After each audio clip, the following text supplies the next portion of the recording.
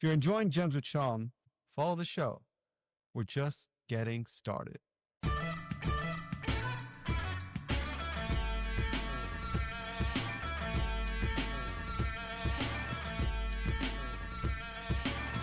Welcome to Gems with Shom, a show about beat digging, records, production, and other things. Today, I'm joined by Cherrystones, producer, DJ, composer, long-standing NTS Radio show host, private record dealer. We were in touch over the internet. I'm so glad to have you on. Welcome to the show, my Thank you, friend. man. I appreciate it. That sounded a bit dry, but it wasn't meant to. It is fantastic. It's fantastic. Thank you. We were in touch messaging about records. I learned so much from what you share. Thanks. And you have a wealth of knowledge. So I'm so glad to have you on today. Thank you, Shom. Really appreciate it. You grew up in the United Kingdom. Yep. Where specifically? Well, this is where it starts getting sticky because basically I was born and all my family are from London. I was a very working class family, despite, I don't really like, playing that kind of card, but it was. My family are very straight and, just butchers and working class people. My mum was from South London and my granddad, essentially combination, you were North London, Camden. So I don't think, in all honesty, without getting into some kind of like weird one, I don't think she really liked being working class. And this is not, me, kind of marring her, but I don't think she was just content being a working class girl from South London. And this isn't a thing, this is not a problem with me, but it did cause problems later on because I was torn out of what was considered a safe South London environment to go and live in Wales in a very rural, very detached environment. And this is where the music thing came in because my only channel to get to grips with being torn out of this very, unknown to me at the time, safe, environment to go and live in a caravan, like a coach, like a proper showman's wagon. My music was always my grounding thing. That's the thing that kind of kept me anywhere close to sane at the time because I had to leave all my friends at that time. I was like 9 and then reshuffle into this, basically living in this weird, like very swoosh caravan. They call them showman's wagons. It's like a gypsy thing. And basically because my mum was friends with people like David Bowie as a kid, she was friends with Bowie because of the whole South London connection. And she also knew via my stepfather, the Led Zeppelin roadies. So they took her to Bronneval up in Snowdonia as a kid. And she went down, we all went there for a while. And she went, sod this, we're going to go and live in Wales. So that was a massive uprooting for me. So I was always around music as a kid as well. I was always around, her kind of hippie friends and this kind of bohemian lifestyle. It was like the first kind of purges, where everyone went, hang on, the city's getting too much. We got to get out of here and live this kind of nomadic, peaceful, kind of lentil eating kind of, lifestyle. But I felt very alone and very detached. And music was always my thing. I wasn't really into her stuff. I thought they were just dishonest and kind of sort of superficial, a lot of these people. In my opinion, I just thought, you can't trust hippies a lot of the time. Not always. I mean, that sounds a bit vigilant, but. Can I ask a question? Mm-hmm. Was there an element of illegal behavior in that world? Oh, of course. They were all like massive heads. I was around shotguns, acid, you name it, mushrooms, people smoking weed. And a lot of people had just had enough of that lifestyle. And weirdly enough, the people with a lot of with the freedom are the ones with the most rules.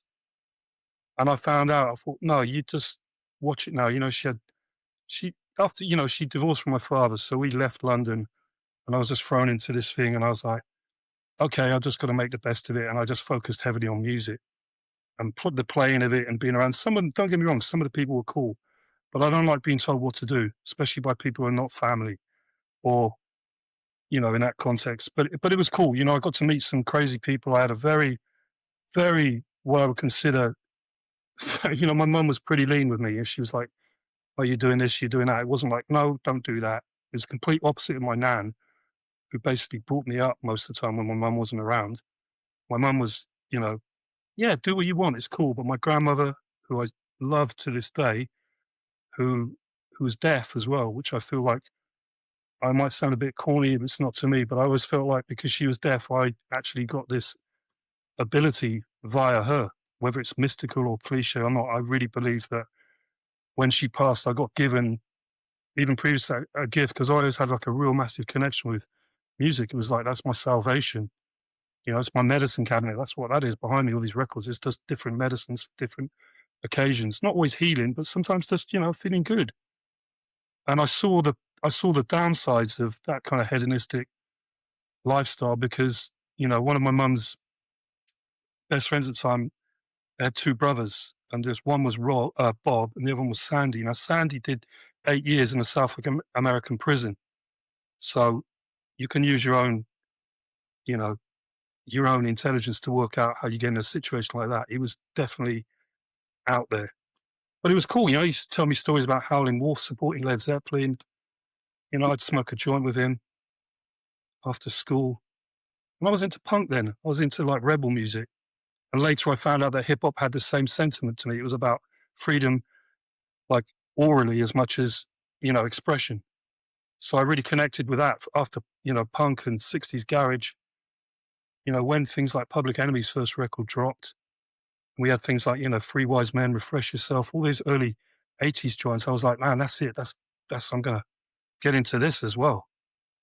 And it was, and, you know, alongside, you know, soul and funk cuts, you know, early James Brown, later James Brown, the JBs, the Meters, Kool and the Gang, Earth, Wind and Fire, all the fundamental basics.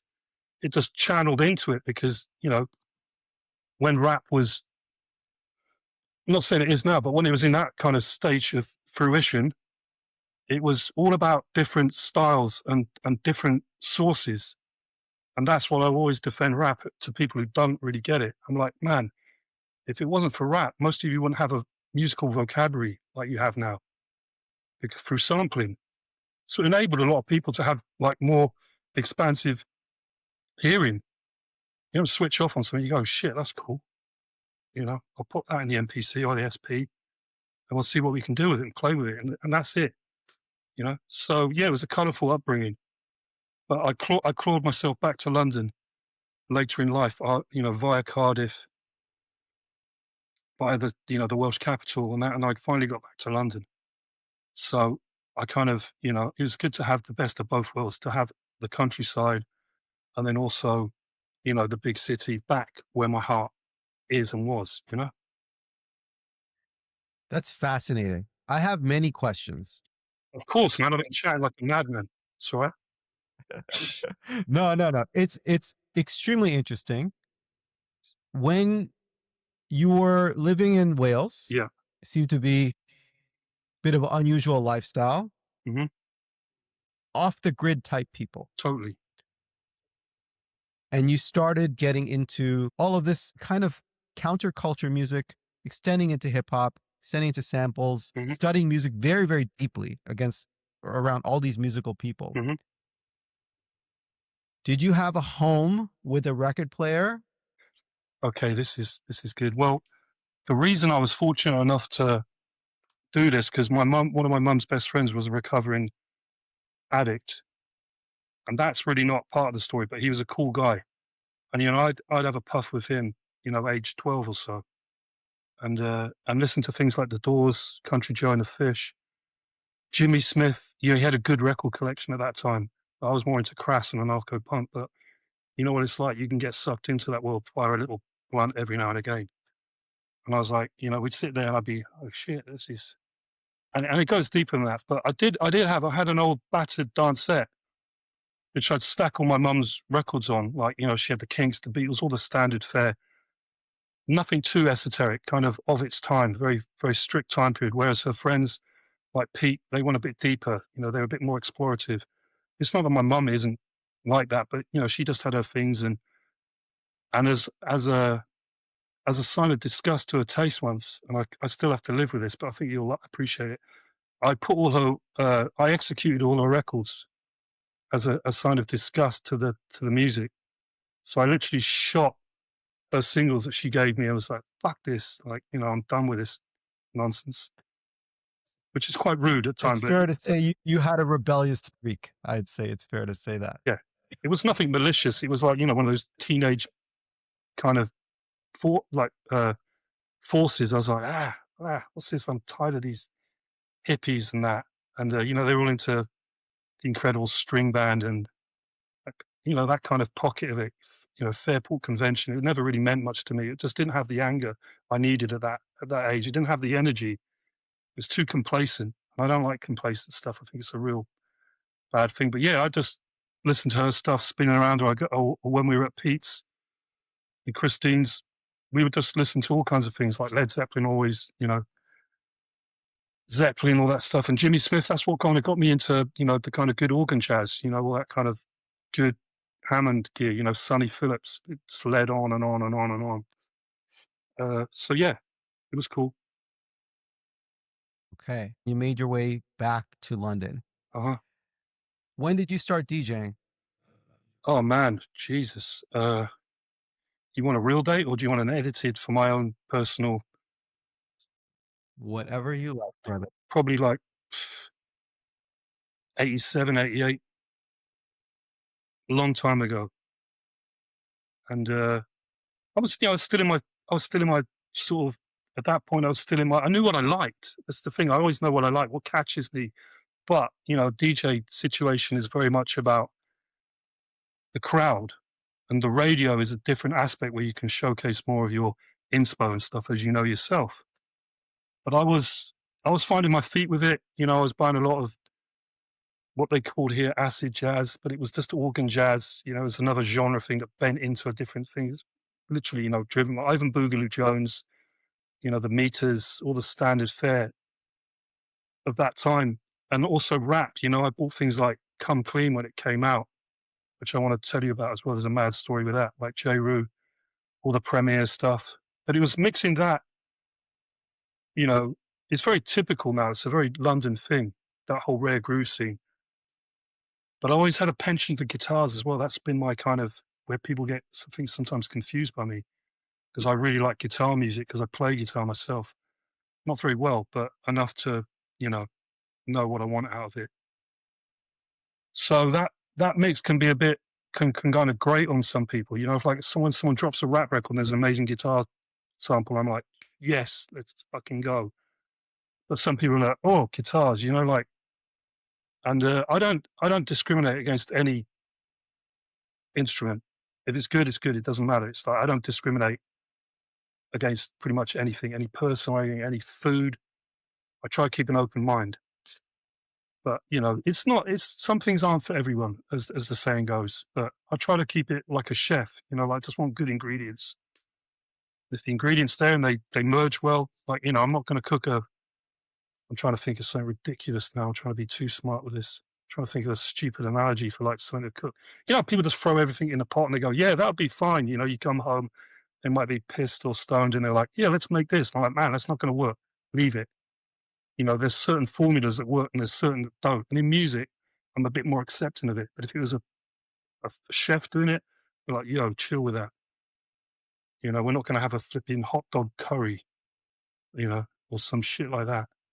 Anyway, so, Yeah, taste matters. Taste matters. and with time and age, you appreciate it more because your palate's grown as much as your mind and your experience. That's your navigational staff that gets you through having to endure rubbish. Anyway, diverting. Sorry, man. Did you start DJing first in bars and nightclubs or on the radio? Bars, really. Bars and club. There was a night running for a long time, 6 years, and we had interesting people in. You know, we had people like, I put on Shadow in about 93 or 94 because I was already writing to him at Soul Sides, and I really liked what he was doing with sampling.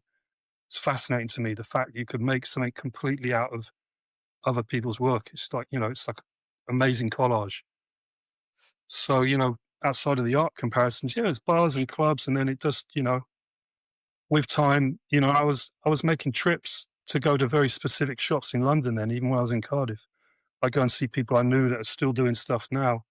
And I go, right. So I, without sounding like an asshole, I had some pretty cutting edge stuff that most people in that vicinity didn't have. But then it just turned into a lot of egos and like everything. I didn't want to work in that. So I went, okay, we'll shift from Cardiff back to London. I'll get my feet back in where I was born and where my family are from. Started working for Gerald at Jazzman, which was super cool because he's an amazing person, just amazing knowledge. And he was just a cool guy, He was bringing crazy jazz records in.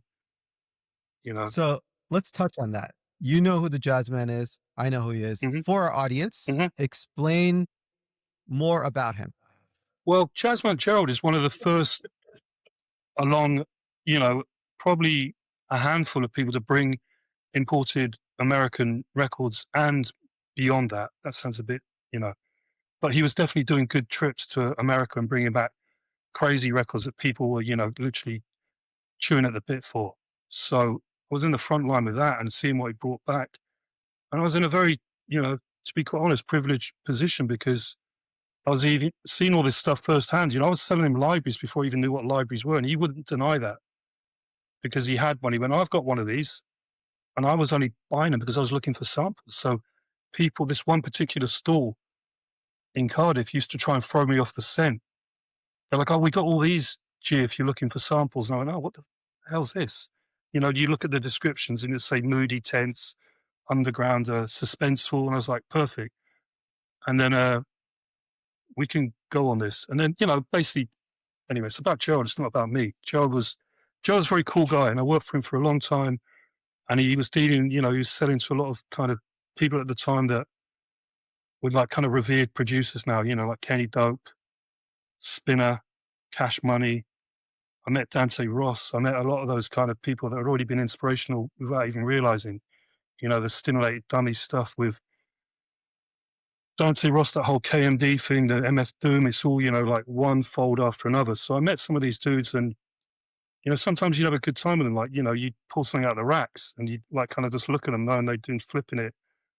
And you'd have people like DJ Spinner, the guy pulled out the Pete Jolly and he was like, oh, just like little nod. You have this kind of silent dialogue, but it's all just based on, oh yeah, I know it, and same with Shadow, he came over to the store once and I pulled out something for him and he's like, yeah, some homies of mine sampled that years ago. It's that Tom Scott Rural Still Life. And it was a bit of a boo-boo, it's like you can't be on it all the time, but I was like, you never know. You never know what people have or what they're packing. So I don't work on an assumption. I'm just like, oh, yo, this is cool. And then, later on in life. What's the Jazzman record store in Camden Market? Am I right? Yes, yeah. He was there for a long time, but they started hiking the rent to a point where it's just literally killing him. And I saw it. I saw what they did there.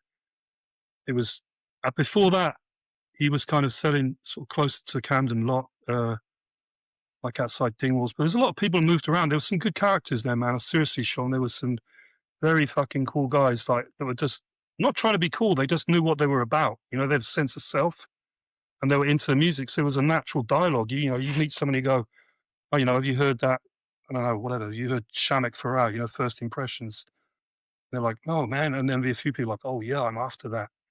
And then it's a lot different now, but that's time itself. It's not like, I'm not measuring people. It's just a different era. But it was good to grow out of that into whatever's happening now, which I don't really kind of give too much time to. I just kind of go along with it. It is what it is. It sounds a bit flippant, but, Well, if we're to go back that time when you're working with the Jazzman, you're meeting all of these American producers, collectors, it's really important because you had a knowledge of British and let's just say European records, Mhm. and you had the ear of what was going on in the US with hip hop. Mhm. So it's almost like you're a translator. You're introducing them to stuff because you knew what kind of sound that they were looking for. And that's very, very important. Yeah, I mean, Dante I remember him coming to go, I want that drama shit. He's like that, I want that drama shit. I was like, I know what you want because I've been sending, well, that sounds a bit assumption as well, like a sort of assuming. I had a feel for what they were biting on because I would send friends when they went to New York, if I was regularly going in and out, to Sound Library with Rob. I'd flip stuff with him. So Rob would be like, I said, "Oh, yeah, you got this." And he come to the stall and it was well, that sounded too nostalgic and wet. It was a cool time because everyone was really buzzing. There wasn't this kind of dormant, "Oh, okay, yeah, I got that." I was like, "Yo, shit, what the," like really excited about this stuff that was being turned over. And I'll tell you what, that's another one. That's one of the first times I met Mark, Mr. Thing, at the store. He was a regular. And Mark, as you know, has a heritage, which is insane. He also has a skill set, which is insane. So respect to Mark for that, and just being an all timer, like just true school, if you want to call it anything. He's been there day one. And it was an exciting time, especially with the European stuff. I mean, most of that we'd rely on German DJs or, Italian people coming over and people from Paris. I remember this guy used to come over like maybe once or twice a month, and he'd always bring like 6 copies of Planet Sauvage. Now, we'd give him like 40 quid for one of those each. So, 250, it's nothing now. You wouldn't even get an original for that price. And that's another story. That's the first person I got my copy of, because my dad took me to see that film when I was 7 years old in Leicester Square. And I remember walking out there going, what the was that even in my head at that time? I didn't even have that much, I wouldn't have had an expansive, I had a childlike. And then one day I bought this horror book. I had this horror book and I looked in it and there was illustrations, the Rene Two, can't remember his name. René Laloux, or I can't remember. Anyway, the guy who did all those illustrations for the Fantastic Planet. And I went, fuck. I was like, that's the film. And I showed it to my stepdad and was like, that's the film you took me to, you weirdo. Like that really fried me as a kid. So once I remember going over to Gerald's, top shelf, and he was like, "Oh, do you know this, G?" And I went, "What the? You have this on record?" And this is like, we're talking like 94. And I was like, "Man, I have to have that." He's like, "Why?" I said, "Listen, the story I just told you, Shom." I was like, my dad took me to see that film. It literally took my head off because it was on a double bill with Pink Floyd's Crystal Voyager, which is an amazing film. If you've not seen it, you should I've check that. not. So they had that on a double bill, and I was like, my dad was a bit of a head, to be quite honest. That's putting it lightly. He was out there, but his stepdad is the coolest guy I know. I got a lot of love for him, and he's very gentle, cool guy, but he knows what he's about. So I was like, thanks for taking that and frying my brain when I was 7, but now I have the record.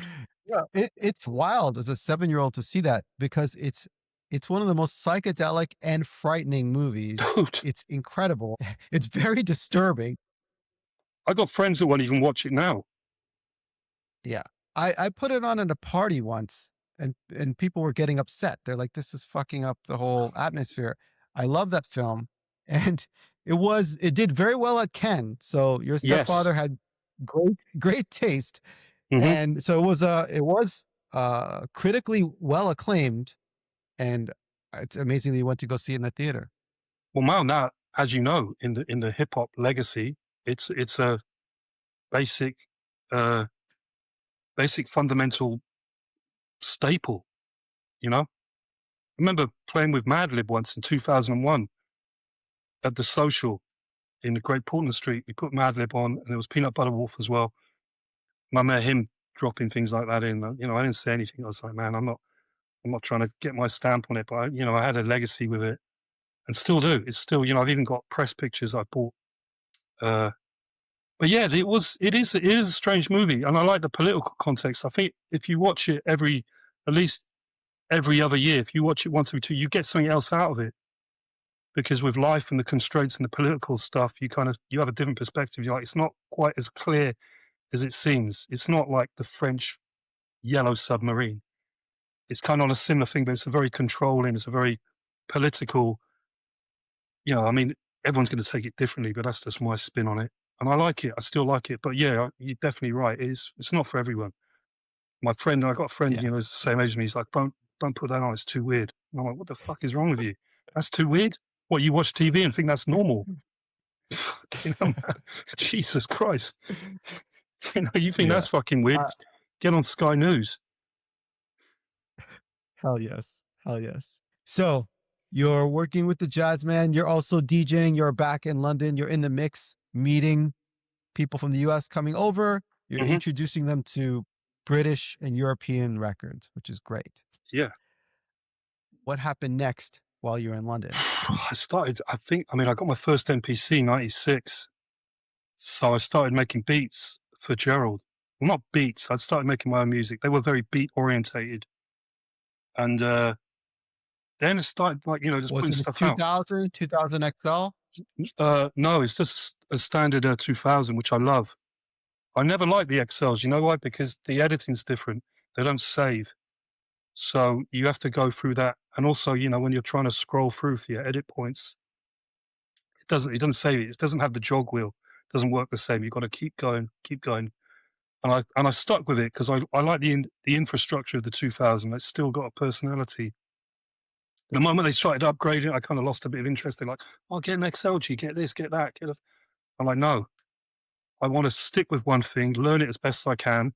Then, if I need to, because a lot of people can lose their sound by switching, getting into the modern aspects of it, where you're trying to be too futuristic, but they lose what they've already learned. This, Shom. You must know people that they study one thing, they get as close as they can as perfecting it, then they go, right, next bit of technology. I'm like, dude, I'm not throwing away old frying pans. I'm not in that mindset. This one's good. It's got a nice heavy bottom. It's copper bottom. It's this. It works. It functions. But this is the allure and the seduction of technology, where people think they're being futuristic by implementing that. And most of the people I think I really respect musically, like Sun Ra, most of these people, they're not trying to sound old. Now there's this kind of mindset where you've got to sound retro. What the fuck is that? It doesn't need to sound old. If you're sampling off a record from 1970, it's going to keep that anyway. You don't need to go, oh, how can I make it more, dusting up? I get it, that's production. That's a production skill. But I don't want to do anything just for the sake of it, basically. I'm not that kind of person. Maybe I'm too traditional, but I don't know. Doesn't matter. It's a fair point of view. You have to be you. I get that. I get that totally. Yeah, you get lost in other people otherwise. I mean, you have to make your own sound. It's fair to improve and change over time, but you have to have your own point of view. Otherwise, Mm-hmm. it will come across in the authenticity of the music. Mm-hmm. Yeah, I think it's keeping it authentic is key. There's certain things you can never break the mold on. And I don't really want to buy into this kind of mindset where you feel that just by having new technology that it's going to give you a sound that you need, because it's you that's going in. These are just conduits. It's like a guitar. It's like people who go out and buy a flipping $4,000 SG and think, oh, I'm going to play like Hendrix now. Not that he used an SG, but you know what I mean? It's like, it's you. That's where the creative aspects comes in. Sometimes the ignorance allows you to get back in that childlike mindset where you're not overthinking everything and you're just letting this be a thing you move through. Look at SP12s and 950s. They're still standing for there, but they're becoming key pieces now for this retroactive. Oh yeah, I've got an SP12 original. Like, can you use it? I don't fucking care. I'm not like, oh yeah, wow, I've got a fucking Lamborghini. Can you drive? No. Well, what's the fucking point? Fair enough. Sorry. Fair enough. A lot of language. No, it's all good. Swearing is welcome and encouraged. Yeah, but I do it a bit too much. All good, brother. You're making beats, MPC 2000. What did you do from there? It was very kind of minimal and just kind of, how can I put it? Not minimal, but it was, looking back, the reason I've continued to make music is to keep learning and finding myself through it. It's not that I expect everyone to like it or be into it. It's a pace. It's my own discovery. It's my own way of learning myself. And I look back at some stuff, I'm like, man, that was fucking dog shit. What the hell was going on? And then you see people doing this drumless beats now, and I'm like, man, some of those are just killer, because you don't need to elaborate on something that's tight. Look at The Alchemist and Rock Marciano. It's fucking amazing. And if you've got the vocal and you're taking it on board, you can actually, it allows you more self-control in space because you know what it needs. The same with Cool Keith when he got tired of, the Roosevelt record fairs and saying, like on the certain, things for what's the fucking label now? What's that label he was doing a Slide You Fly on? I can't remember the name of it. But when he was doing all that stuff and he was commenting on the scene, that he doesn't want to go to Roosevelt looking for rare records and that. If you watch some interviews, you'll realize that basically he was just trying to kind of emancipate himself rather than having to go through someone else who might not get it. So once you strip it back and go, this is within my domain, it's okay. And that's a bit skewed off what you asked me. But what I'm saying is, what I was doing was nothing that I felt was that evolved. Some things I really had a connection with, and others I was like, dude, what the fuck? Okay, it's a good loop, but with sampling, it's so tricky. Like with Shadow and people like that, where you've got to think about the key of the other samples, where they sit, the timing. It's like a patchwork, and it's a very tricky thing to do, to make music that is completely independently built out of, like, especially instrumental stuff, which is what mainly I do. When it's instrumental and you've got to key everything together. So I was like, you know what? I'm going to start playing again and get myself to a point where I can just play bass lines, guitar pieces, and keyboard. I started buying equipment and just thought, okay, I'm just going to channel for it. It's going to be all my stuff. There might be a sample one in there or two, which I've actually fooled people, because I had people writing reviews going, oh yeah, sample. Man, there's no fucking samples in it. It's me. If anything, I'm sampling myself. But they don't have the kind of journalist mentality where they want to make it look like they've got an insight into my own self as catharsis. It's like, I don't know. It's very weird. I don't really like journalists as a rule. I think everyone should do an LP at least, or certainly a 12-inch, A to B, produce it, write it, sample it before they even attempt about writing about other people's music. I think it's just fair, because, no one's looking for chefs and going, oh yeah, what can you do? I can fry eggs. Oh great, yeah, we need an extra egg fryer. No one does that. Music's the only place where you can go, okay, I can judge you without having any skills myself. And that's, sorry to swear again, Sean, it's fucking bullshit. And I know plenty of journalists, and some of them are great, and some of them get it, but some are just off track. I don't really care about the opinion, because it's just a Rorschach, kind of weird Rorschach mirror of myself, where I'm trying to learn from my mistakes rather than completely build on my own supposed merit. And I like mistakes in anything. It doesn't matter, as long as it's not fucking massive. Just go along with it. Going back to something you mentioned earlier, what did you think about the world of acid jazz? No, it's corny. The music was good, but again, the scene spoilt it. Like a lot of things. Like it spoiled it for me for punk. And same with rap. There was a point where I just stopped listening to rap, because it was not annoying me, but it just got too fucking jiggy. And I was like, man, it's losing its soul. Like everything, when things get popular, they start losing the essence of Maiden. But there's definitely people out there that will always be, yeah, day one, that's day one. Acid jazz was like, it got to, I just thought, oh man, I don't even know why I even like some of this stuff. It's fucking not all.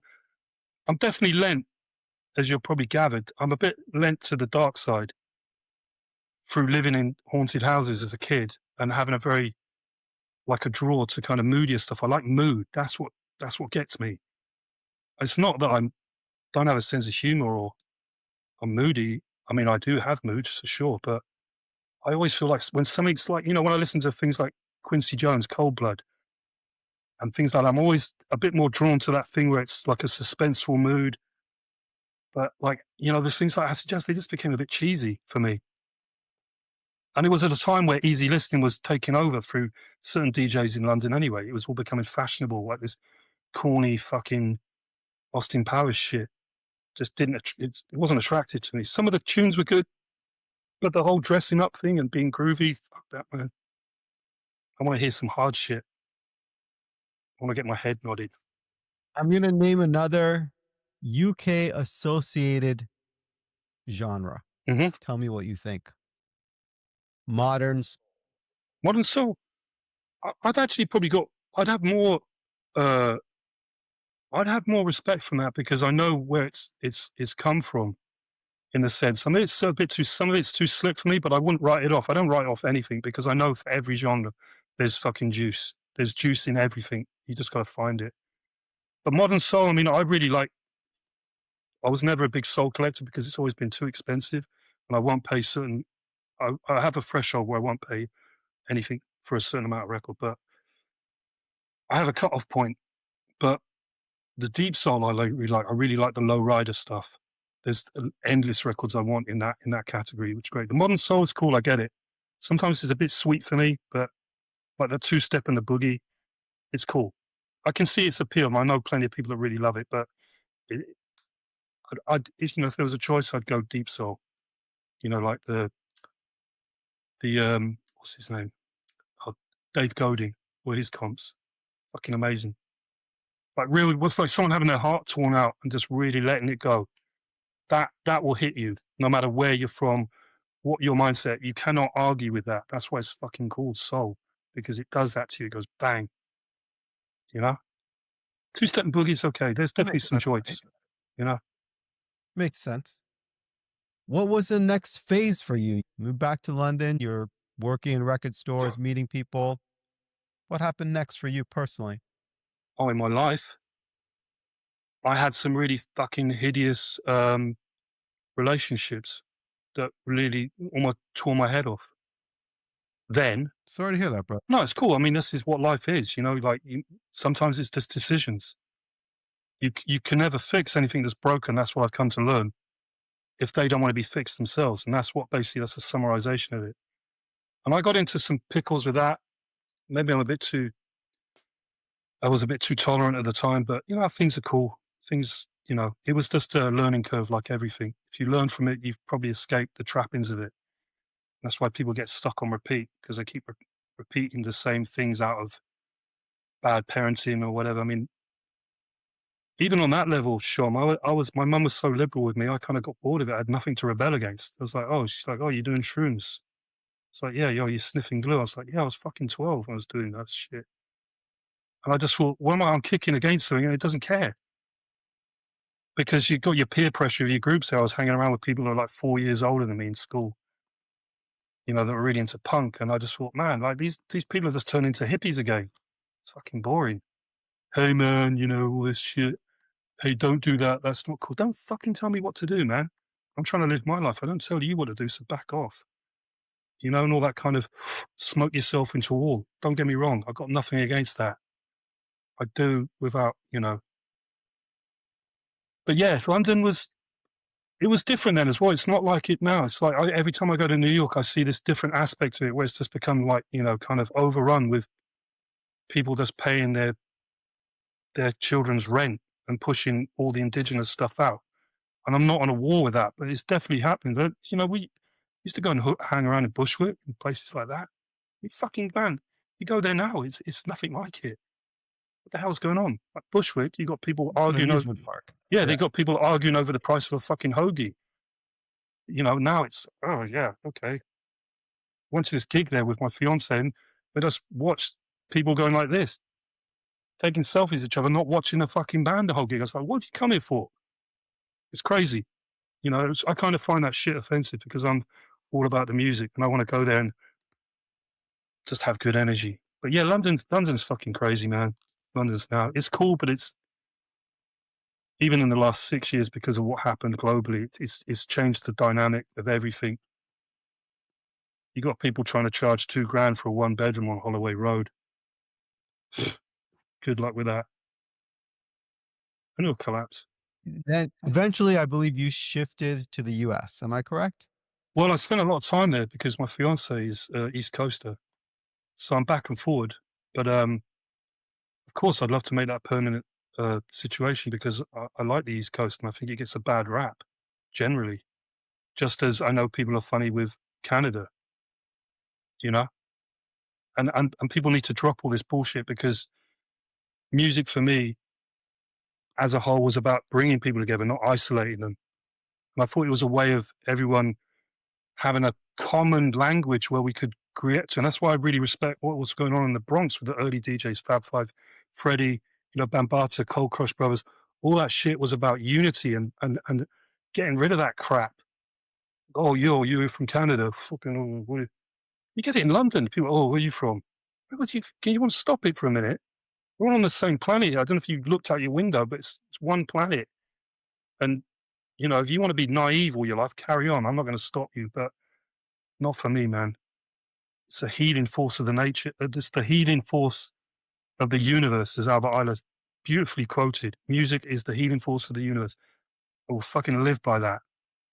I wouldn't be here if it wasn't for music, Shom. I wouldn't have got past it. I had so many probably traumas as a kid that I had to heal myself from. Then you start getting into relationships and you realize, okay, no, I've just left parenting to realize I'm dealing with someone else who's probably as equally as fucking feeling as equally as nuts as me. You know, but luckily I had music, so I was like, oh, okay, forget it. You know, Well, coping it's good mechanism. that you focus on something that helped you through all of that. I think that's commendable. Well, I'd seen so many people fall on needles and stuff and get into really bad things by passive destruction. I thought I'm not destroying myself for anyone or any emotion I've ever had. I can't do that. I can't do it. I know any time of the day I've always got something good I can listen to. I've got some good mates, really solid, and I've got music which actually always gets me straight up. Whether it's moody or not, it has that instant effect. And I'm not, like I said, I got bored of people using it as an excuse, you know, like get into something that's creative. You know, get into something that makes you feel better, not feel worse. It's easy to find crap. All you got to do is look for it. It's also easy to find good stuff. It just depends what side of the fence you want to be on. I'm never bored. Hell yeah. Never bored. Hell yeah. I know time is like gold now. I'm never bored. I always feel there's something to do, there's something to make, there's something to draw, there's something to watch. I never have those moments where people go, I'm fucking bored. I'm bored of what? Probably bored of yourself. You know? Yeah. I don't see how someone could be bored in this day and age. Man, if you're bored in this day and age, you must live in a fucking wardrobe or something. Yeah. Someone's putting crackers under the gap in the door or something. Just fucking hell, man. Kidding me. You've been DJing at NTS Radio for years. Tell me about that experience. Maybe share more about what kind of stuff you play. Well, I like the radio because I can play stuff that wouldn't really be fitting in a club.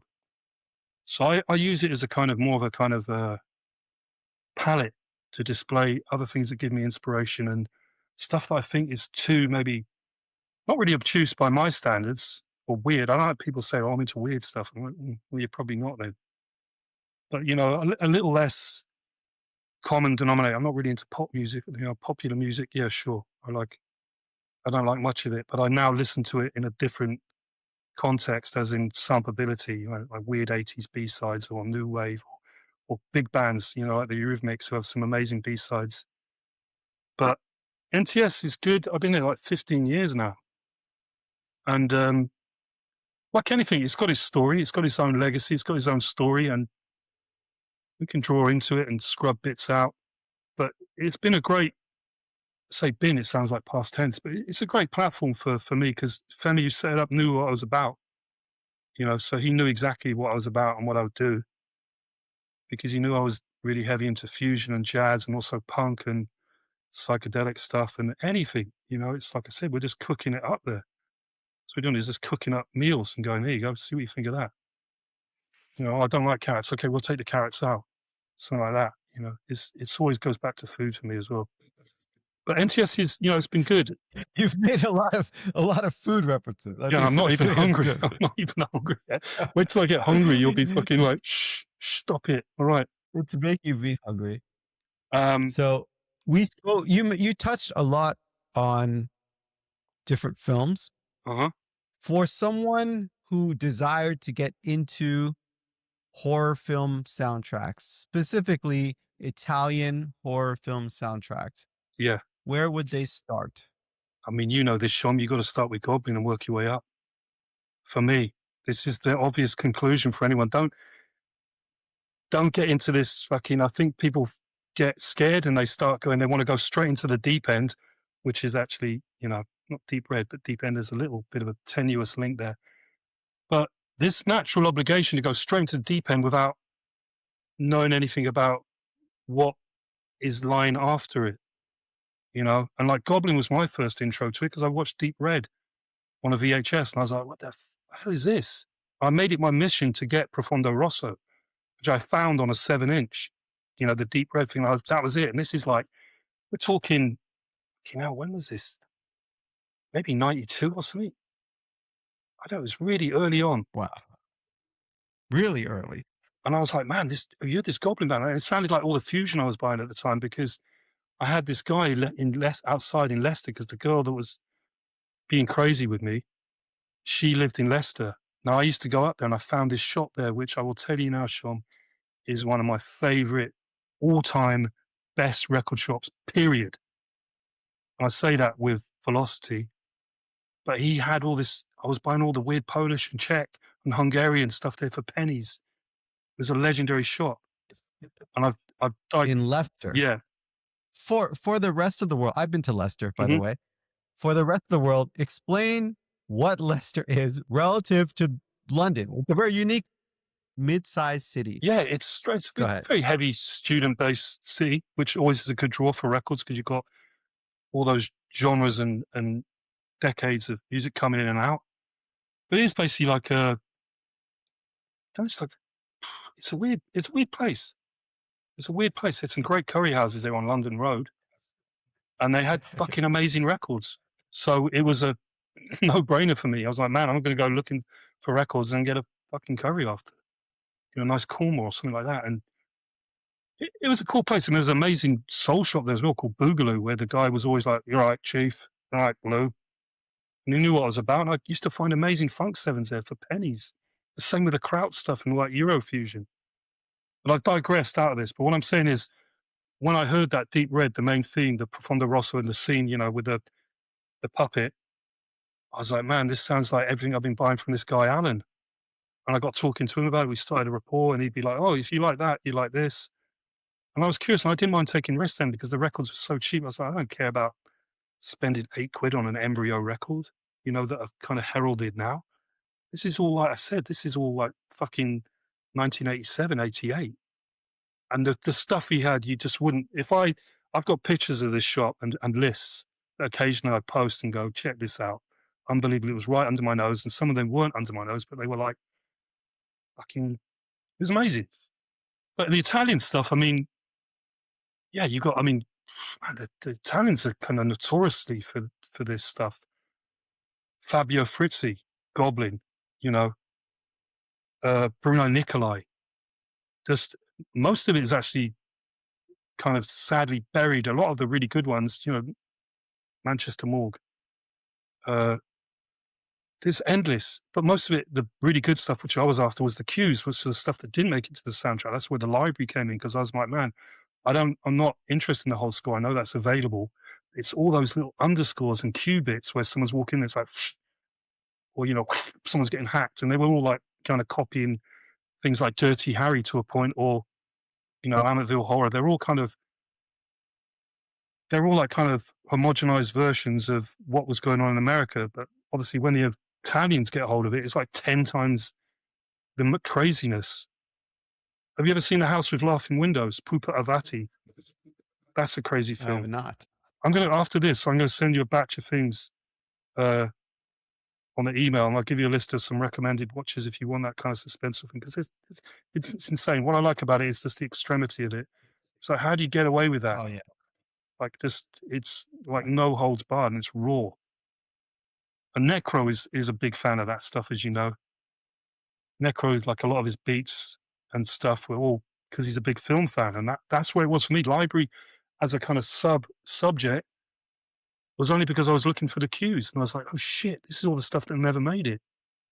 And even if it's 20 seconds or something, there's some completely ridiculous sample fodder in there because you can build with that as well. They're not full. It might be just a tone, like that synth tone or something like that. And you go, man, that's a layer straight away. I can build on that with a beat. And the good people can do it. Just need a beat riding over it, and that's enough. If it works, it doesn't matter. It's like, oh, you need more of this. You need to color this. Don't get lost in just over-coloring. Let it stand.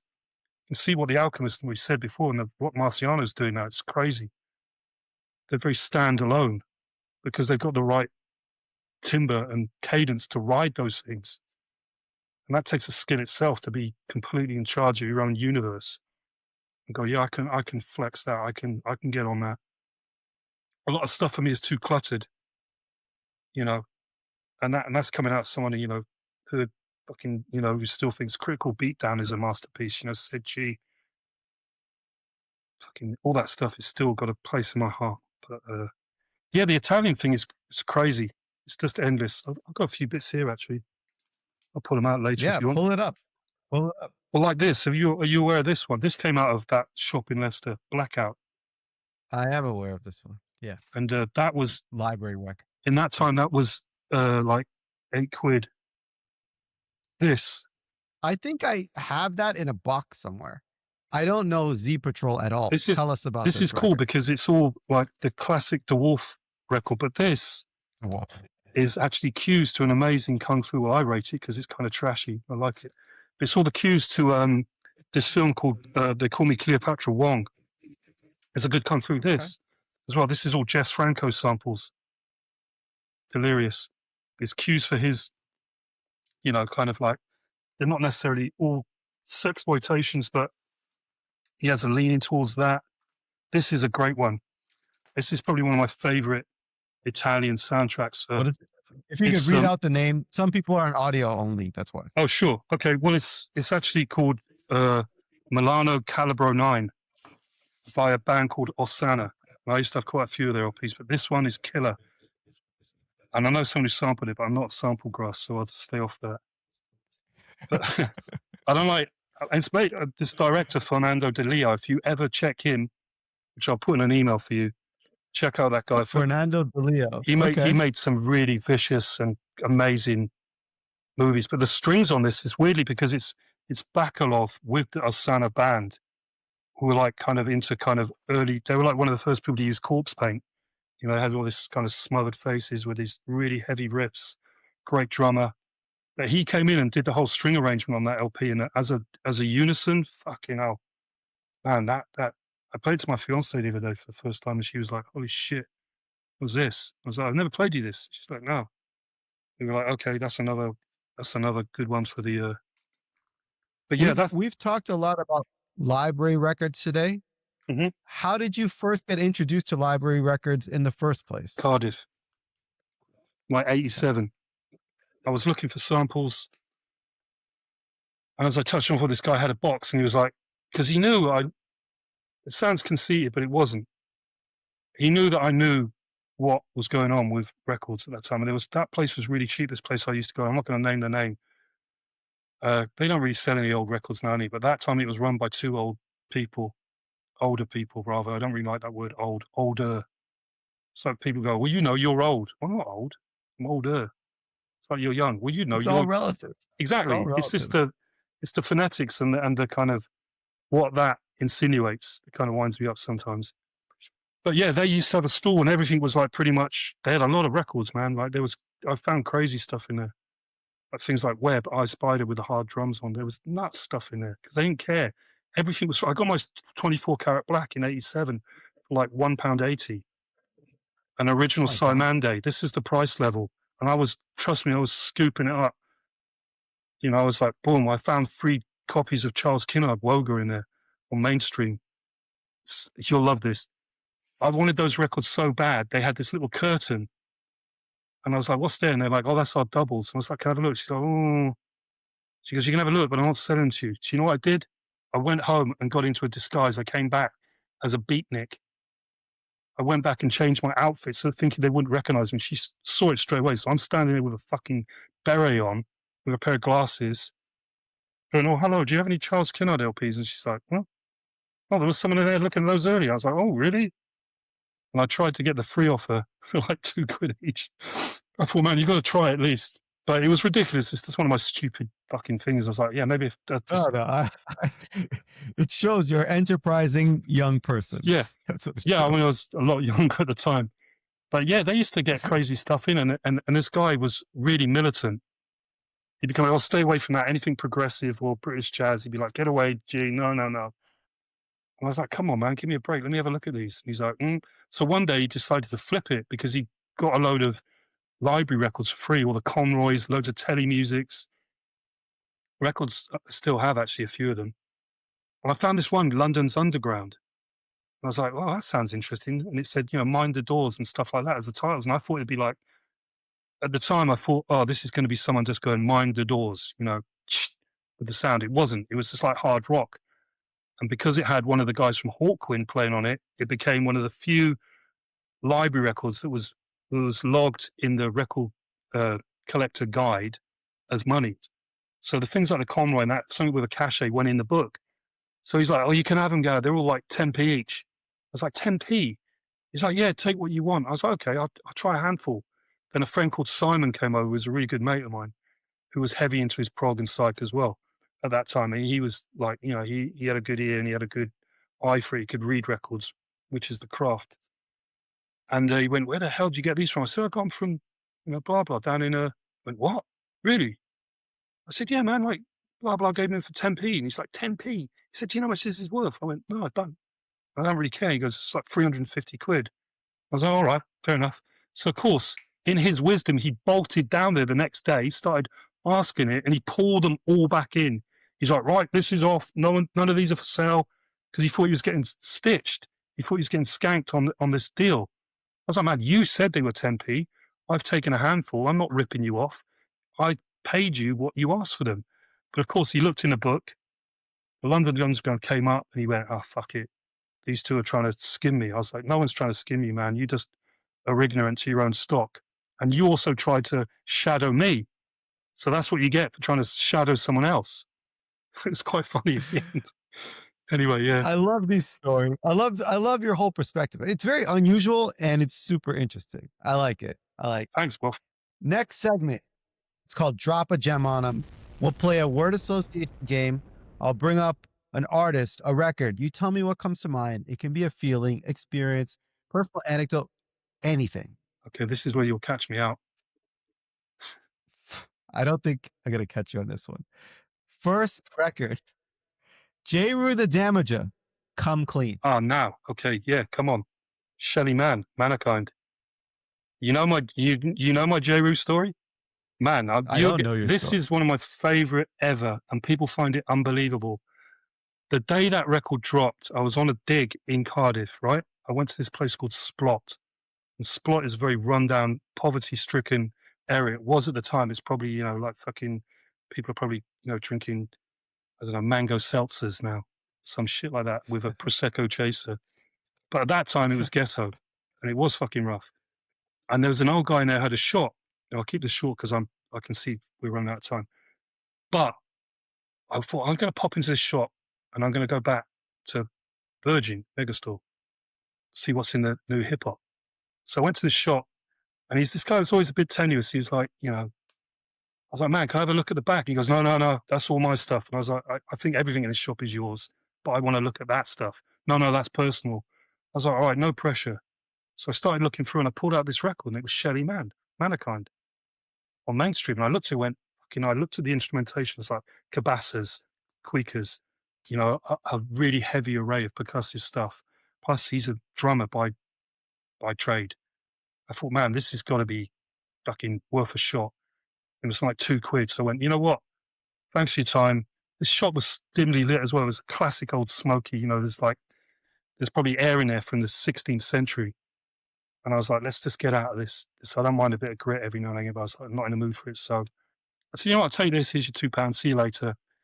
Went back to Virgin Megastore on the way back because I was living in Riverside, which is near Grangetown. It's a pretty rough area again, but the right amount. It wasn't like, you know, it's cool. I liked it there. And then I bought the J. Rue.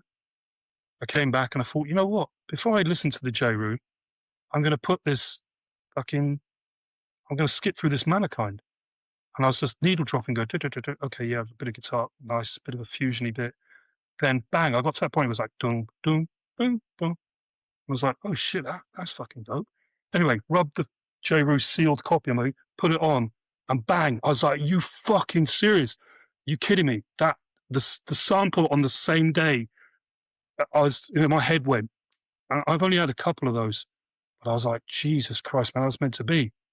And from then on, it will always be revered as a fucking classic, in my opinion.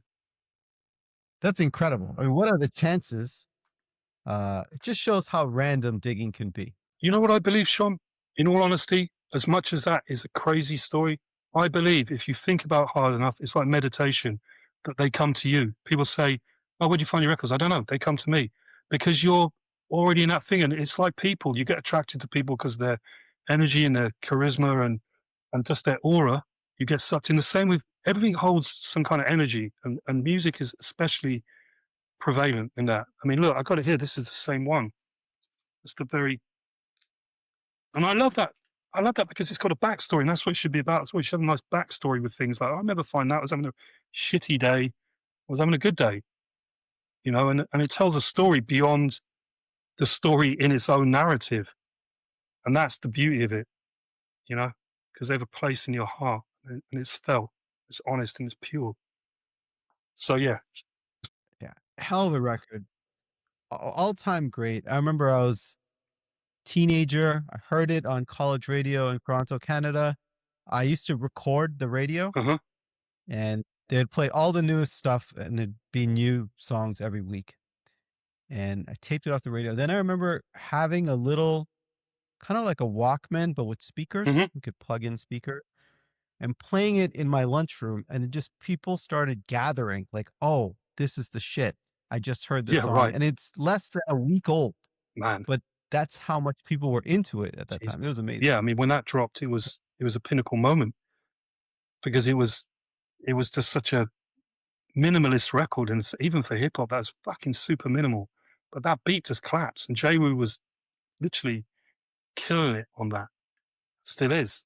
Yeah. I mean, Masterpiece. Masterpiece. Yeah. for me, that was like totally abstract at the time. Oh, it is very abstract. If you think about it, it's very abstract music, Mhm. right? It's very unusual. Yeah. It fucking bangs. Yeah. Next. Next record. Worst band in the world. 10cc. Oh, okay. Yeah. Well, I found that on a 12, which is very elusive now. I was out digging with someone. I'll tell you a thing about that. You know, on the LP, there's two different versions. There's one that's loaded with reverb because I actually found I'd recorded two versions the other day from my. One is actually saturated in reverb, so it really springs like, and the other one's just like flat. So look out for copies of that on the UK, on that UK pressing, because it definitely. I don't know. I have two pressings. I have one with a black cover, like 10cc with red writing, and I have one with like a yellow cover. So I don't know which one is the OG. I got two. I mean, yeah, I mean they would have pressed shitloads of those. Yeah. But I know with the one you're talking about, the picture frame one with the yellow, there's definitely alternate mix. But I think it's as far as I can remember, I'd have to speak to Mark about this because I also found a live version on CD. Them doing it live with the it's like fucking hell, that's crazy. You actually took it out with you. But yeah, the 12 is great, but it's so elusive even here. I've only ever seen one copy of my own. I'm sure there's some on Discogs now, but when I found that, I was with a friend and he was going through the stuff first, an ex-friend. He was flicking through and, I was just usually just waiting in line. I was like, you done?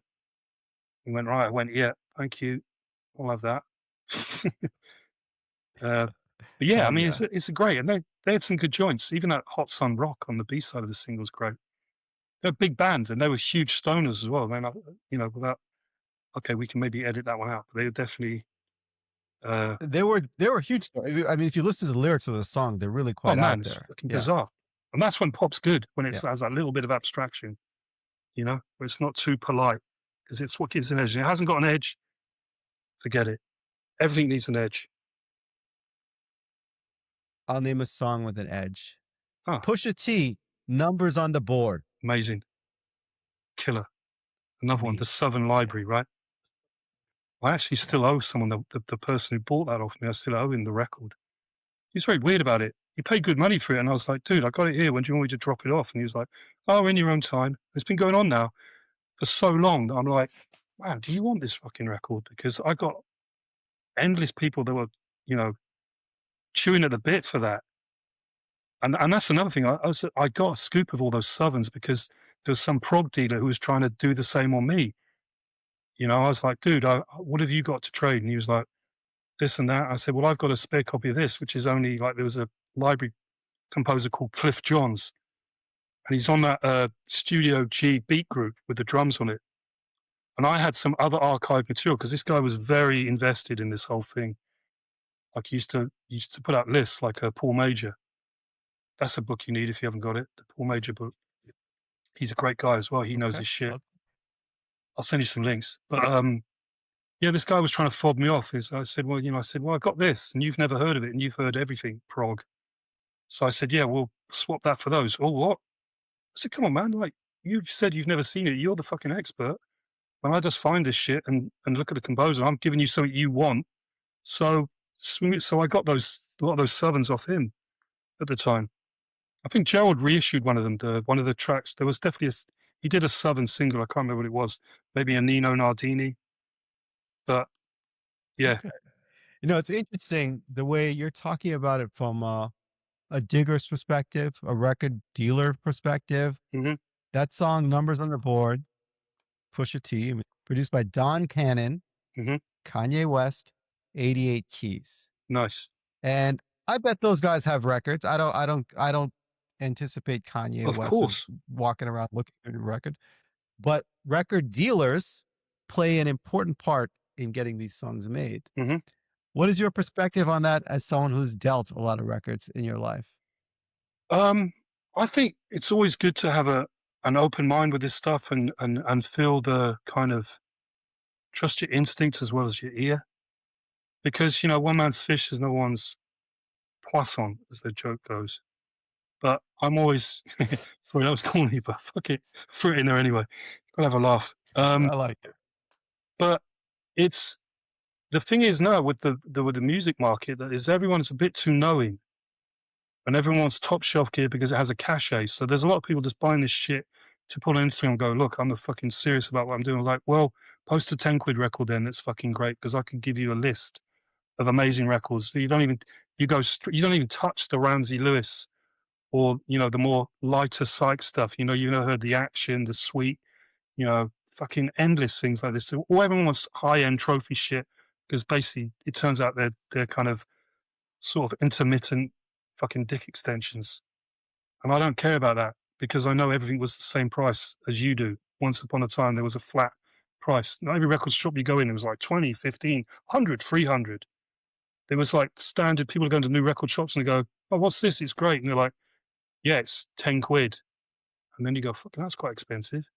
And then the next one, how much is this one? That's 10 quid as well. Oh, they're all the same price. Okay. With the current and timeline of time, these things become treasures. And you saw what happened with the Rare Groove. The bottom fell out of it for a long time. You couldn't. I saw Weldon Irving Cosmic Vortex at the record fair in the Netherlands recently. It was fucking 300 quid. Are you kidding me? That's not even like the private ones, the Nodlu, like In Harmony and the Strata East ones. And it's just ridiculous, like where it's going. And I have no patience for it. I'd rather be out there turning over new shit that no one cares about because that's how I started. I don't buy for I buy for myself. I don't buy for trend or whatever. I buy things because I feel a natural connection with them. I don't even use record players. That sounds a bit, someone's going to go, oh, fucking hell, you don't use record players. I don't. I read who's playing on them, who's playing bass on that. Oh, I like his bass playing on that record. Oh, he's a good drummer. It's the same with that, Shom. I was buying the Axl rods when no one gave a fuck about him,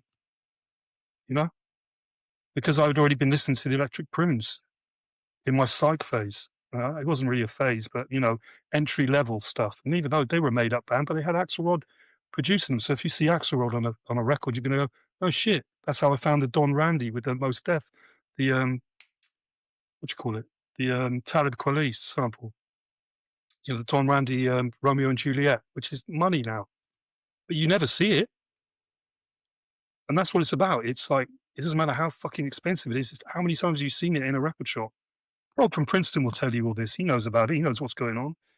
It's fucking, Absolutely. He does. He does. and he's a cool guy, and I like that. Oh, Rob's a great guy. Great guy. I like talking Yeah. to him. You mentioned you went to the record fair in the Netherlands. You're talking about Den Bosch Record Fair. Yeah. It was You went this year? Yeah, I just went this month. Yeah. Tell us about your experience there. I have a fascination with this record fair. I've always wanted to go. Shom, you should go. Go out there and turn it into a work thing and interview people out there because there'll be plenty of people you could do that, travel like you'd love it. I mean, for me, it's great because I'm not looking for shit that's got a cash out. I'm looking under the radar. I'm not always in the bins. That's a bit, I shouldn't be announcing stuff like that, but Because, the Grails will be there the whole time. They'll be there. Friday's a great day because, you don't have the majority. It's kind of just kind of dealers and kind of prospective people buying. But it's great. I mean, if you want to see records you wish you had, they'll be there. But it's how much you want to pay, and that's is the thing. This is what I feel the access on is how it's worth as much as anyone wants to pay within reason. I got this friend out there, Stefan, this German dealer, and he had a monster movie on his stall, and he wanted 10 grand for it, which is fair because he already fished it to someone who was a big collector. So he monitored its value through him. He said, "Well, I know someone will give you 6 for it," and immediately went, "Okay, if you say that someone's gonna give me 6, it's worth a lot more than that." So and you see things like the Mighty Riders up there. It's a fucking grand now. Help us spread the message. It's a grand record. I remember that at Gerald's. It was 75. And then, it was Wow. always things like that where you had the disco rap was the heavy shit. Now, the old disco rap, like the Outlaw 4 and all that stuff, $1 Million Legs, all those curly P&P records that used to be like Grail disco rap things, the Rare Grooves kind of, and those soul and funk, it's insane. So, I mean, it's fun, but I'm not going there to pay those prices. I've had so much stuff through my hands that, I can make people cry about, I mean, compared to some people, I'm not fucking, this isn't a brag thing, but in the sense of things I've had to let go of because I have a daughter. So when you start having kids or kid, once you have, and some of those things I found cheap so I can write it off. It's like, you know what? It doesn't matter. I didn't pay that much for it. I found a placebo on a record for 4 o'clock in the afternoon once. It was a fucking Niagara on top of the stall for 90. And underneath this is 4 p.m. where everyone had done the stall. I found, not the Ball of Eyes, 1973, underneath the table in a box for 35 quid. And I was like, there you go. That's how much attention people are paying. You've got a fucking Niagara for 90, and you've got a placebo under the 35, and it was an OG. And I flipped it because people have got to eat, and I don't really care. Yeah. You've got to live to your means, and it's a fucking luxury at the moment having that kind of high end records. And where are they going to go?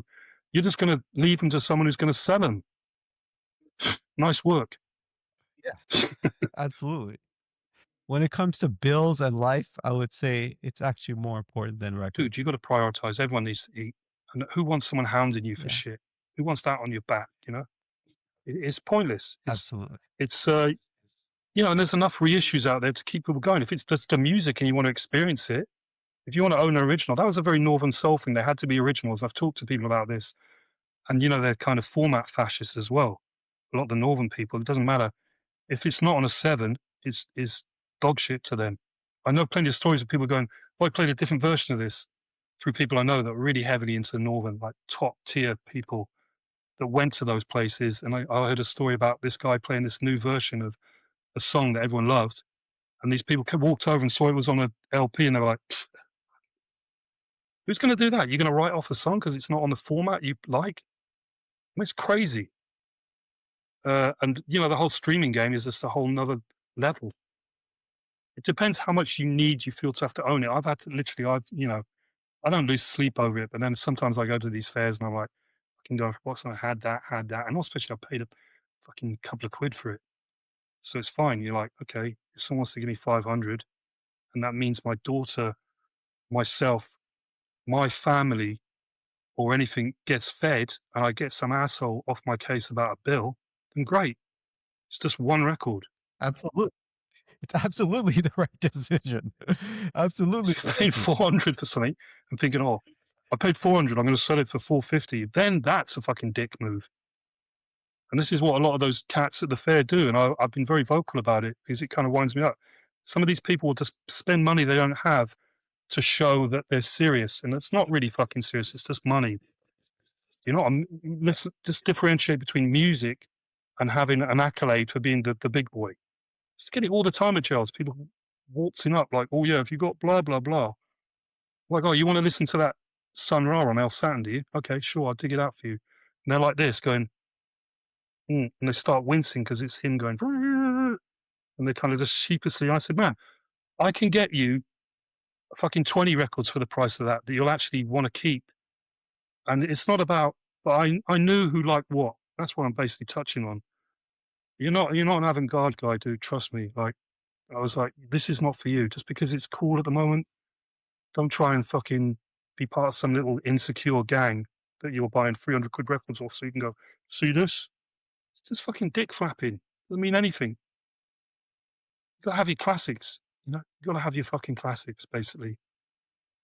Anyway, Absolutely. digressing, sorry. Next record. Oh, it's all good, brother. Next record, Baby Huey, Amazing. Hard Times. Yeah, that's one I found in Cardiff for £4. Like, fucking hell, what was that? Around the same era, like 87? I got a UK Buddha edition of it, which is nice on the pressing. That's the thing I like. I like UK pressings. But yeah, Baby Huey, man, that's fucking, dude, that's up there with, Baby Huey is up there with Lee Moses for me, Time and Place. On that level of A to B. Even the version of California Dreaming on there is fucking killer. That's a deep soul record. Yes. And the people will always go, oh, I want to get to the sample tune, But yeah, killer. Total killer. These are records I will never sell, Great record. Next record, Mobb Deep, Peer Pressure. Oh, come on. You're kind of tickling my ego here. But man, I mean, that was, I swapped my copy of that Juvenile Hell with a dealer I knew in London who was always into interesting shit. And I gave him a copy of a Caribbean version of it, which I can't even remember. A Caribbean version of the Get Carter theme, 30, 60, 90. The incidental scene where it's did. Of course, it's done with steel drums. It's fucking great. And I was like, you know what? I'll give you that. You give me the Juvenile Hell. And he was like, yeah, fine. No probs. So yeah, but that, I mean, when I did that thing with Havoc, he was definitely on the, what the hell? What's going on here? I got him to sign it. And man, it's a fucking amazing record. It's like sometimes rap at that level is like punk to me because it's just pure expression. It's not overthought. It's not kind of conceited. It's just raw. That's how it's got to be sometimes. It's got to hit you right there, hit you in the gut, hit you in the heart, and you go, fucking hell, yes, life is good, man. We got shit like this to listen to. Just bob your head, fucking, yeah, right, okay, life is good, man. It's cool. You're right. It's very raw. They were so young. Mhm. And I was jogging my memory. I always kind of figured Havoc produced it. He would have been 15 or 16, but it wasn't Havoc. It was Large Professor. Additional production by DJ Premier. Yeah, exactly. So that's legacy. We got a whole legacy there. Let's not even get onto Large Professor, man, because, I think Breaking Atoms is probably one of my favorite pieces, certainly in the top 10 pieces of hip hop history when it was literally tearing the shit out of everything and sample wise. It's like, when you watch that Cypress Hill film, you see what they're running their stuff through. It captures the energy. And that's the thing, the mistake that some people make. You overthink it.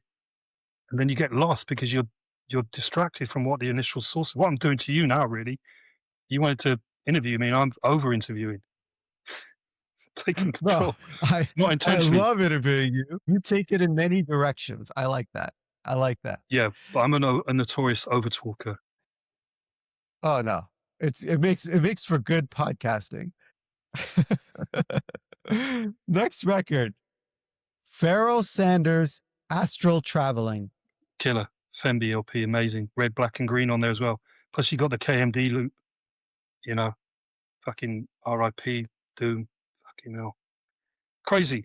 And my copy's still a bit ratty. And I'm not in a point where I need to upgrade on it. It's still a bit scatty, but it plays fine. It just looks, it's got a line right across it. But man, when I got that, I was like, shit, this is like the Lonnie Liston Smith, everything, Cecil McBee, all these guys I was really in awe of and still am, like as musicians. Because I like the craft. This is the thing. As a musician, tentatively myself, I like to play and I feel it. I'm like, man, this is really good. It's telling me a story. You know, because there's a lot of juxtaposition on that record when you go from red, black, and green to fucking, you know, astral traveling. That's a massive dynamic shift. You know, it's not always about, yeah, peace and love. You've seen this, if you've seen that footage of Alice Coltrane on YouTube playing, fucking I've amazing. I'll not. find it and send it to you. And I was sitting with Megan, my fiance, showing it to her. I was like, look at these people. People going about, you know, like revolutionary music and spiritual jazz, but everyone in the audience is just like, what the fuck is this? It wasn't like, oh, cool, you're just relaxing. It's not like the Guardian read a coffee table jazz situation now. These people are really fucking blasting and doing it. And that's, again, I'll keep saying this, it's like that punk zero fucks attitude of like, we're expressing ourselves and you can either like it or just move on.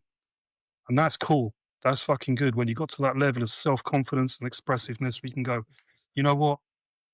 That's real. That's untapped. And that record will always, that's another no sell ever. I paid, I think 12 quid off a British dealer I knew in Cardiff. He's in Newport, actually. And I was like, oh, wow, you got a original copy of Ferris. You know, that time you're like, original copy of Ferris. Oh, fucking, oh, okay. Yeah, I'll take that. 12 quid. Bought Fat Albert Rotunda off him for 8, sealed. Jesus Christ. Oh, crazy. Yeah, and I had that record too. I had Wiggle Waggle on a 45. You try and find that. It only came out in the UK. I don't even know about that. Yeah. Yeah. It's fucking expensive now. Pharoah Sanders, Astral Traveling, one of my all-time favorite songs. Mhm. I think it's just like the mental state it puts me in. Yeah. And I'm glad it's so popular now. It's one of the most well-known spiritual jazz songs. Mhm. So I'm just glad to see everyone going it that way. Next record, Max Roach, Members Don't Get Weary, the whole album. Well, A to B, fucking fantastic record, incredible. It's yeah, I mean, like Max at that stage, it's just beautiful. That just every track. In fact, that's one I can get teary-eyed over because I played it once on an NTS show on Megan's birthday as a kind of thing to her.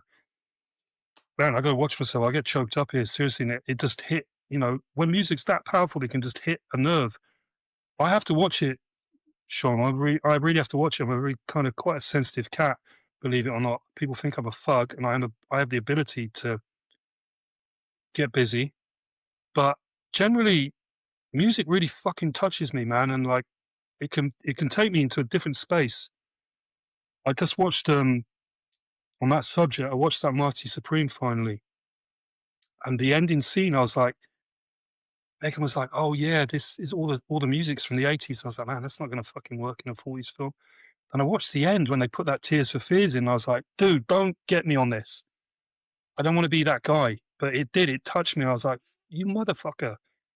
I was all like, oh, he's a bit of an asshole, this guy. You know, like he's not a very nice character. And then bang, he has a kid. And then you're like, and that music kicks in.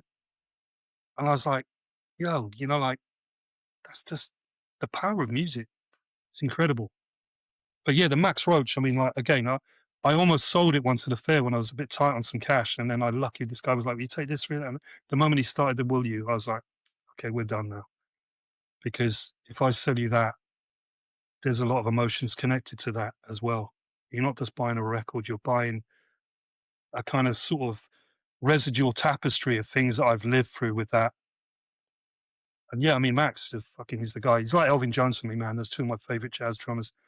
Elvin Jones is a fucking beast, and so is Max. There's endless, obviously, great jazz drummers, but those two for me, forget it. Even the stuff he did with Oregon, you know, the more fusiony stuff. But dude, man, that's going nowhere, that record. Just beautiful melodies and just so uplifting. Yeah. Glad I got that cheap. Incredible record. Mm-hmm.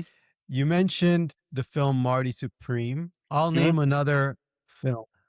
Sure. House, Japanese horror film. Oh, yeah. Late 70s. Yeah, Mad One, right? That's fucking crazy record as well. It's really good fusion, actually, on that. It's a good track. I've got it here somewhere, but I want to get out a shot. Unless you want to reach and grab it. I don't know where it is. Actually, it might have been moved. But yeah, killer fusion. I mean, Japan's musical tapestry with fusion is just fucking endless, you know? Like that Free Blind Mice stuff, the Ryo Kawasaki, fucking endless. Especially, man, I tell you what's popping off at the moment, you might notice, you certainly have, is all this city pop stuff, which is a bit kind of alien to me, but I get it. I mean, like, there's definitely kind of crazy fucking samples in some of those records because they went through good studios and you can hear it in the musicianship. You're like, okay, the music might not be killer to you, but some of the just the deaths they've gone through and the amplification, all the amps, just that level is incredible. You know, the Japanese, they're craftsmen. You know, they're really serious about it.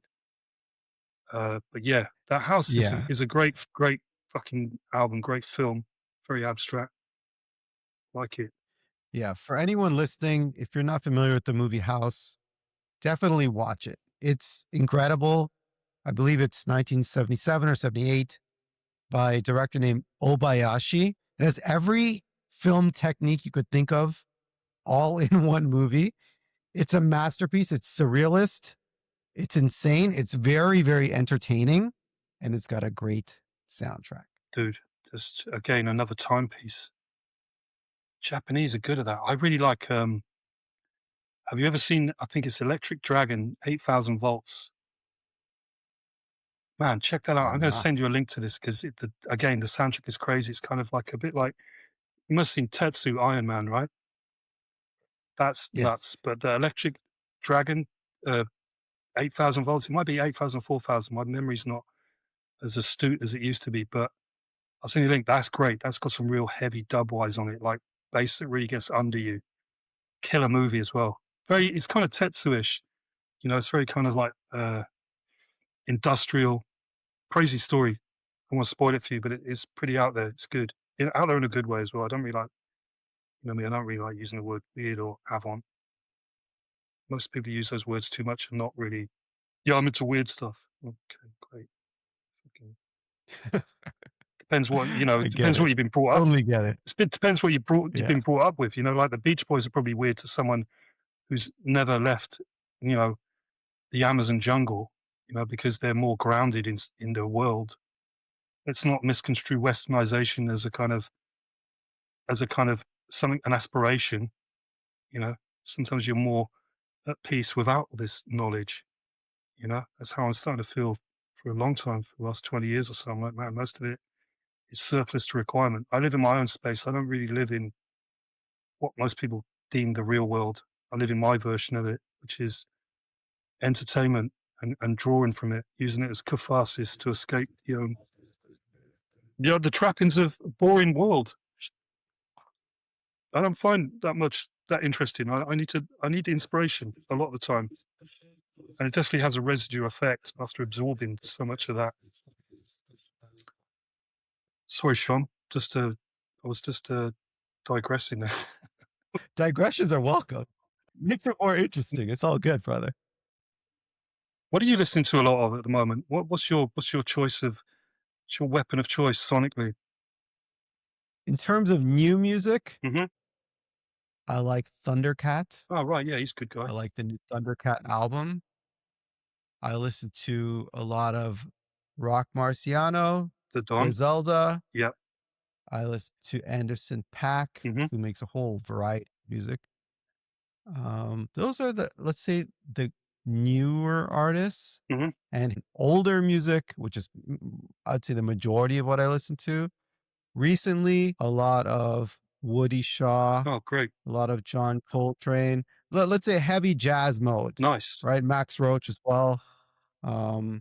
Yeah, I'd say that's my zone recently. That's a good song.